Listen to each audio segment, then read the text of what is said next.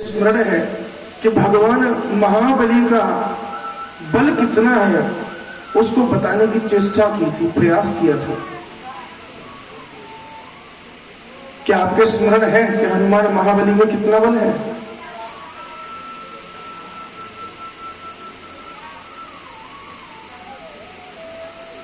और युद्ध के अंतर्गत जब भगवान हनुमान महाबली अर्जुन के युद्ध रथ पर विराजमान थे और कृष्ण सारथी थे,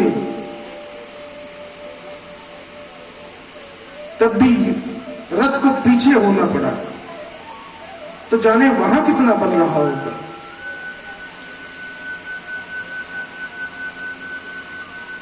भगवान नारायण ही सर्वव्यापी है, लीलाधर है, करुणाकर है। नहीं तो किसकी क्या मजाल के हनुमान जी बैठे ऊपर ध्वजा में और साक्षात पर ब्रह्म परमात्मा बैठे हैं रथ के ऊपर और कोई उसको हिला दे। लेकिन रथ को पीछे कर दिया गया।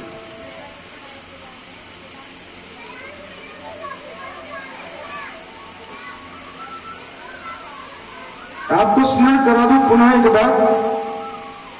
जब भीष्म पिता ने प्रतिज्ञा की थी कि वासुदेव तुम्हारी प्रतिज्ञा को मैं तोड़ूंगा, कौन सी प्रतिज्ञा थी भगवान की?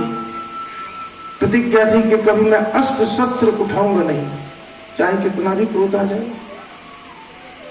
लेकिन भीष्म भी अपनी प्रतिज्ञा पर अड़िग रहे।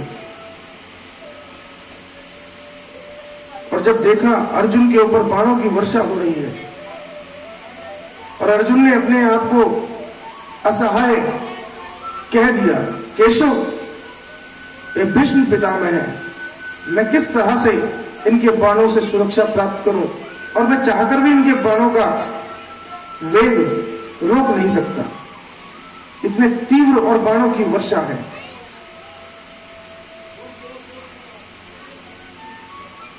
प्रभु को क्रोध आ गया, इतना क्रोध आ गया कि तुरंत वहां से उठे और दौड़े और भूमि पर एक टूटा हुआ रथ का पहिया पड़ा था, उठा करके चक्र की तरह धारण किया और भीष्म हाथ जोड़ करके प्रभु के सामने झुक गए। बस केशव यही चाहिए था मुझे।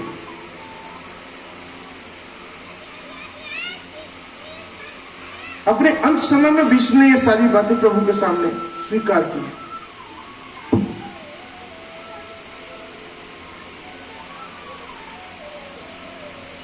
ये हम पटका रखते हैं ना अपने दाएं बाईं ओर, वामांग, इसको उत्तर बोलते हैं, उत्तर वस्त्र बोलते हैं हम इसको। पटका तो एक साधारण सी भाषा में हम हिंदी में बोल देते हैं इसको। इसका बहुत बड़ा महत्व है। पहले, आज के समय में तो कहना बहुत मुश्किल है, लेकिन पहले समय में ग्रामीण क्षेत्रों में प्राय बड़े बुजुर्ग लोग इसको रखा करते थे। दो कारण से, गर्मी ज्यादा होती थी तो सर ढकने के काम आ जाए, और द्वितीय इसको इधर रखते थे क्योंकि मंगल कार्य के लिए जा रहे हैं तो इधर पटका होना अनिवार्य है, उत्तरायण के लिए।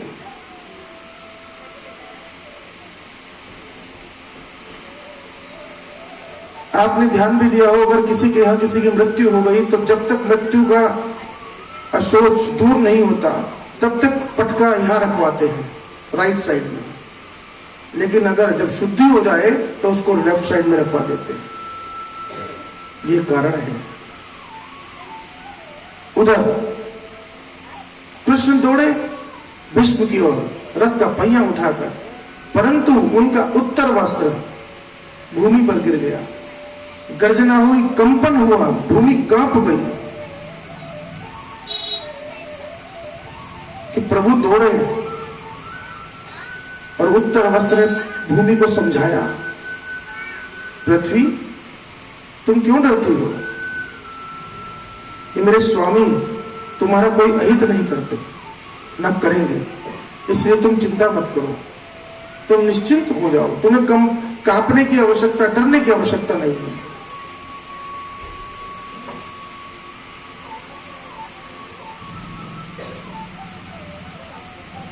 कल संध्या काल में भगवान कृष्ण का जन्म हुआ, सबने बड़ा उत्सव मनाया।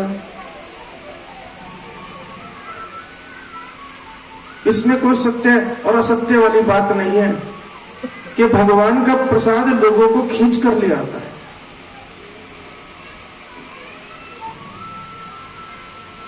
प्राय कथाओं में जब हम करते हैं और उत्सव आता है तो मैंने देखा है बड़े बड़े लोग भी भगवान के उस छोटे छोटे खिलौने के लिए लालायित रहते हैं। बोलते हैं महाराज मुझे एक चक्री दे दीजिए, महाराज मुझे एक ये दे दीजिए, ऐसे करके बोलते। ये क्या दर्शाता है कि जब भगवान का प्रादुर्भाव होता है, भगवान जन्म लेते हैं, तो आयु में कितना भी बड़ा कोई क्यों ना हो, वो भी एक बाल रूप में बन जाता है, वो भी छोटा हो जाता है। और भगवान का प्रसाद तो आपको जिस रूप में मिल जाए स्वीकार करो, पल्ला पसार के मांग लो, भगवान आपका प्रसाद तो मुझे चाहिए, मेरा अधिकार है, आप मुझे दें, मेरा निवेदन है। इतनी ज्यादा भगवान प्रसन्न और किसी बात से नहीं होते जितना प्रसन्न भगवान अपने भक्त के